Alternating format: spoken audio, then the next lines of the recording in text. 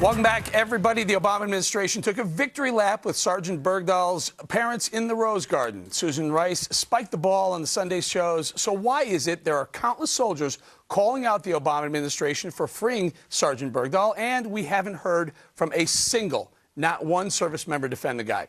There's a wide gap between the Obama storyline and that of the men who served alongside this guy. Colonel Ralph Peters sees this divide, and boy, is he fired up. This is an example of a very deep cultural divide between Team Obama that knows nothing about the military and cares less, and those who actually serve. And I think when you really listen to Susan Rice and Obama, I mean, they think that desertion is kind of like skipping class. You know, you're hungover Monday morning, so you don't want to get up and go to Gender 101. It is the second gravest sin in the military catechism, right behind turning your weapon on your brother soldiers. Okay, now take a deep breath if you're pro-military, because the comments coming from the Obama Communications Department will make your blood boil. It happened 5 years ago. This was a situation. You've had all this time, 5 years, to determine whether he was a deserter or not. That's a long time. He's been in captivity, Lucas. I think he's probably the person who knows best what happened on that night. Well, I think that his squad mates have the best indication what happened. I don't think that that's the case. So Ms. Harf thinks our service members are lying. That alone itself is despicable. And Ralph Peters, Lieutenant Colonel Ralph Peters, who may know a thing or two about what happens at war, begs to differ with the young lady. What you just saw and heard was Benghazi 2.0. A political flunky in the State Department insisting that she knows better what happened on the ground than the soldiers in the front line or the people in a firefight. The arrogance is boundless. And, you know, I wish the Obama administration, if it can't have the grace to be decent about anything else, at least stop insulting our troops. Go ahead, take it away, KG. Yeah, he's right. I mean, I'm disgusted with this administration. The more you found out, and we have found out quite a bit, have we not?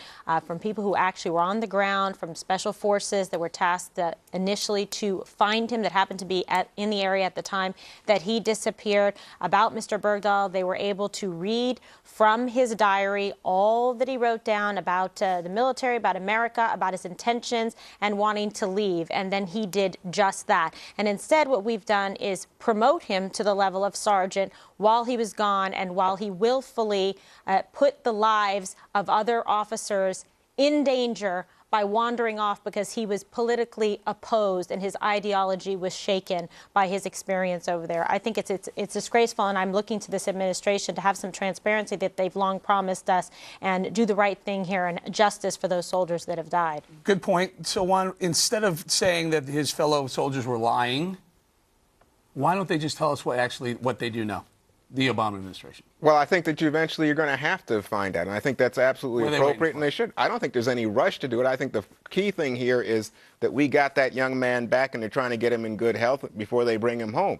I think it's an important point to understand that you have to understand that his conduct is not the basis on which you went after him. It is military procedure to go get one of our guys back, in a uniformed guy that has now being held captive by the enemy. I don't think there's any argument about this. I mean, you can go on and on about his conduct, your suspicions, your paranoia, your fears. It's not paranoia. But the reality, here's the fact. The fact is he's an American, and he was being held captive, and we got him back. And let me tell you some other facts. And some people died. The very people who today are going bananas about this, people in the United States Senate, like John McCain, just last week were saying we got to get Bergdahl back. Bob, Juan, people died. Let's not forget people died trying to get this guy back. No, let's not forget it. But you just make this like as if you are absolutely sure that's what happened, Eric, and that's not true.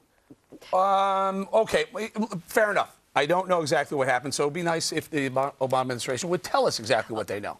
I agree with Juan on several things, but I think there's another part of the story, and it is not one that anyone except for the White House has to own, which is their decision from a communication standpoint to do a Rose Garden ceremony, to have Susan Rice go on the Sunday shows and say unequivocally that he served with honor and distinction, not even to say there are some questions surrounding his disappearance. We are going to get to the bottom of that. We should all be glad that he is home. And I will say this about the communications of the administration. I understand that your instinct is to lash back out.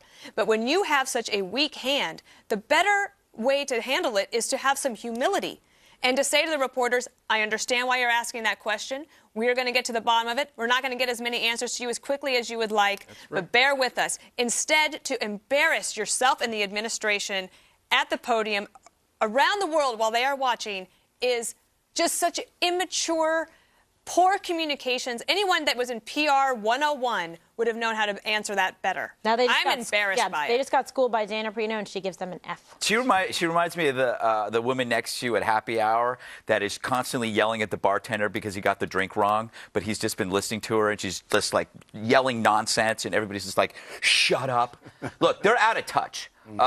This is what happens when your entire adult life is taught to scorn American might. The root cause is always to root against us. So what do you get? You get the Rose Garden, which in terms of Obama gaffes is worse than his bowling.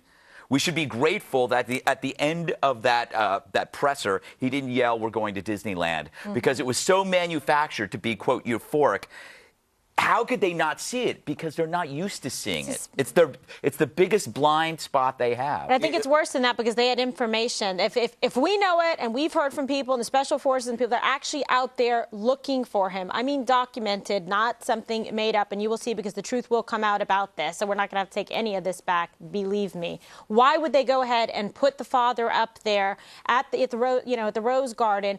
The whole thing to me is so appalling because it's not like they don't know the truth, and we know what the truth is, and they still did that. What did they do for the soldiers and the people that have served and that have fought? Or what about the people in Benghazi that lost their life? It just bothers me, just the juxtaposition. Let me just say, I want to just agree with Juan. Okay, the issue here is that, let's say this guy was looking for adventure. Looking for adventure is indistinguishable from deserting, and deserting is often in enemy territory indistinguishable from defection. So you're right, we can't tell. But Obama could have framed this better by saying, instead of getting a hero back, that we need to get this guy back because he's got a wealth of information. Right. That we can learn so much from this guy, and we're going to trade these 5 guys for that guy, and in 4 days, those 5 guys will be dead. At the very least, I think, you know what, that's what I hear. I mean, I don't hear that they don't say we're going to kill him outright. Yeah. But you know what, they got a year, well, and then they're going to track him. Get to but it. let me, no, but you know what, everything doesn't get settled in the time of our show. I mean, that's what's great about our show. So cool. But I must tell you, let him go back to Yemen. Let me just tell you something. Yeah. I thought that the president, made a tremendous mistake by having that press conference. I think Dana's on target. True. It was bad, and I don't think they anticipated the blowback. But I will say this. I think it's a sacred trust, and I think all people who love the military know it's a sacred trust to get your folks back. Even if they're a drunk, if they're a jerk. You know, I read the Bible, and what does the Bible say? The prodigal son. Not the son that you wanted, but you go get that son. Well, then he needs to be held accountable. Special Forces had a shot at this guy. Special Forces had a shot at this guy a couple of years ago to get him back, and chose not to because they were concerned that he was a traitor. So what are you saying? Why was he on my point is there are a lot of questions. Why was he on the capture kill list? That's the truth. But we get to keep talking about it. We have more.